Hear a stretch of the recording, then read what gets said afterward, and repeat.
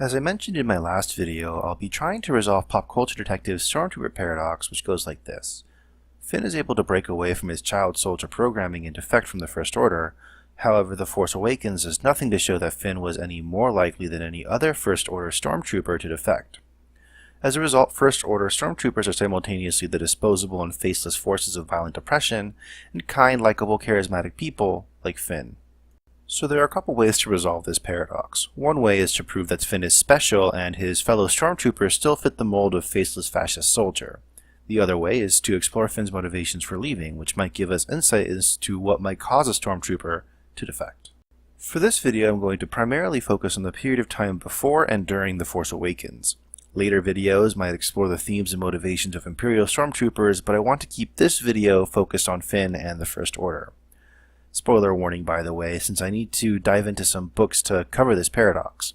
In particular, I'll be spoiling the events that take place in the novelization, as well as the book Before the Awakening by Greg Rucka.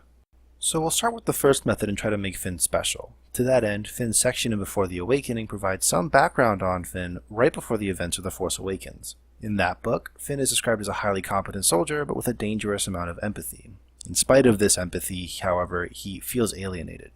For example, unlike the rest of his fire team, 0, 9s, and Slip, FN2187 never got or gave himself a shorter nickname, choosing instead to go by his full designation.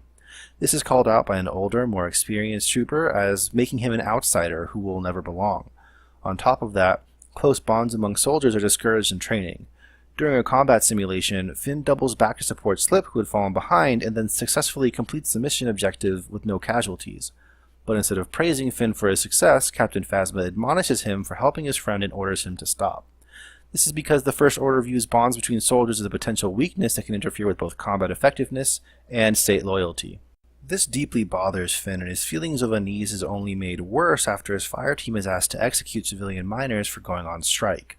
That event traumatized him and shook his confidence both in the First Order and in his ability to be a soldier.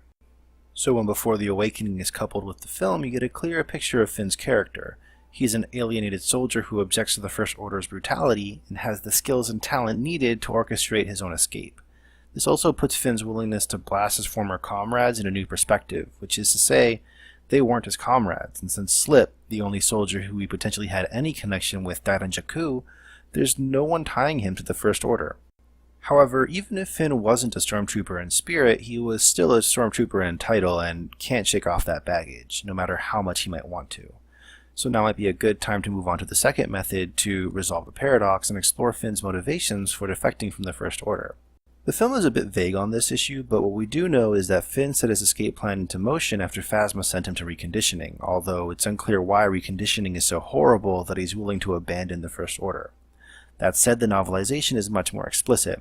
He believes that his failure on Jakku will result in his immediate termination, and so he is faced with the choice of either leaving the First Order and running for his life, or dying as a Stormtrooper at the hands of his superiors.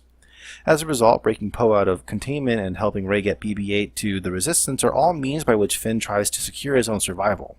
It's not until Starkiller Base turns the Hosnian system to dust that Finn realizes running away from the First Order is not only impossible, but uncountable innocents will die if he doesn't help put an immediate end to the First Order's brutality.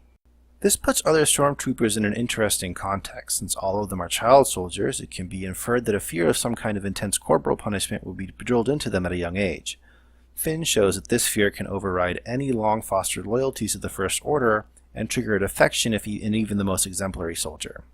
In the novelization, General Hux recognizes that if word gets out that Finn escaped punishment by simply leaving, it could trigger a domino of other defections by like-minded soldiers.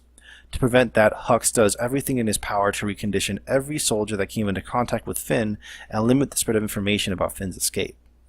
All of this also implies that the best course of action for the Resistance if they want to recruit more Stormtroopers is to utterly defeat them in battle.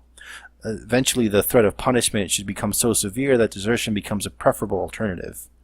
This, of course, resolves the paradox because suddenly Finn becomes a blueprint by which the Resistance can convince more Stormtroopers to defect, but only after they've been used as disposable and face as ground forces by the First Order. Now, what's also nice is that these attempts to resolve the Stormtrooper paradox aren't mutually exclusive. It's possible that both Finn is special and that any attempt at desertion is rooted in self-preservation. I'll also add that some viewers may notice that I've omitted talking about the most recent Captain Phasma book and comic, as well as the current run of Marvel's Poe Dameron's comic. This is intentional. I haven't read the Phasma book, and the Phasma comic isn't complete, and the Poe Dameron comic doesn't deal with rank and file First Order Stormtroopers. However, the Poe Dameron comic has some interesting insights to add, but I want to wait until Agent Terex's cyborg storyline is a bit more fleshed out before talking about it. So what do you think? How would you try to resolve the Stormtrooper Paradox? What could be so horrible about reconditioning that Finn would run away from the First Order with Poe? Would you rather fight a Stormtrooper-sized duck, or 100 duck-sized Stormtroopers? Leave a comment below and thanks for watching.